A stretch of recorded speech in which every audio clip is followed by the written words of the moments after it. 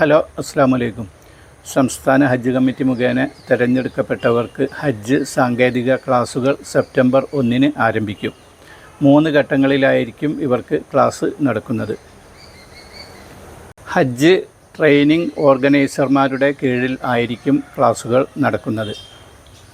Waiting ലിസ്റ്റിൽ 6000 ക്രമനമ്പർ വരെ ഉള്ളവരും ക്ലാസ്സിൽ പങ്കെടുക്കണം എന്നാണ് അറിയിപ്പിൽ പറയുന്നത്.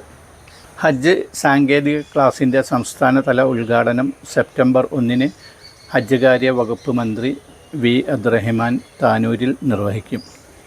കഴിഞ്ഞ തവണ സ്വകാര്യ ഹജ്ജ് ഗ്രൂപ്പുകൾ വഴി ഹജ്ജിന് അപേക്ഷിച്ച് അവസാന നിമിഷം യാത്ര മുടങ്ങിയ ആളുകൾക്ക് 2026 ഹജ്ജിന് അവസരം ലഭിക്കും. ചില സാങ്കേതിക കാരണങ്ങളാൽ കഴിഞ്ഞ വർഷം 40,000-ത്തിലധികം ആളുകൾക്കാണ് ഹജ്ജിന് അവസരം നഷ്ടമായത്. ഇവർക്കെല്ലാം അടുത്ത വർഷം ആവശ്യമെങ്കിൽ അവസരം ലഭിക്കും. കഴിഞ്ഞ തവണ നടപടിക്രമങ്ങളെല്ലാം പൂർത്തിയാക്കിയതാണെങ്കിലും അടുത്ത വർഷത്തേക്ക് വീണ്ടും ഇവർ അപേക്ഷ നൽകേണ്ടി വരും. കഴിഞ്ഞ വർഷം അവസരം ലഭിച്ചില്ലെങ്കിലും ഭൂരിപക്ഷം ആളുകളും പണം തിരികെ വാങ്ങിച്ചിട്ടില്ല. അതിനാൽ ഇത്തവണ യാത്രാ ചെലവ് പ്രഖ്യാപിക്കുമ്പോൾ അധികം വരുന്ന തുക മാത്രം ഇവർ അടച്ചാൽ മതിയാകും.